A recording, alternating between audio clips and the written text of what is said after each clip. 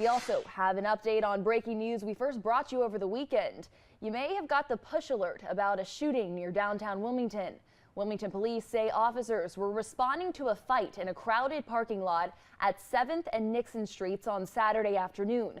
But when they got there, Carlton McIntyre Sr. was shooting his gun and only stopped once officers fired back.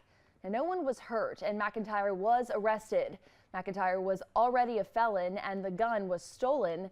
He now faces a long list of charges related to what happened.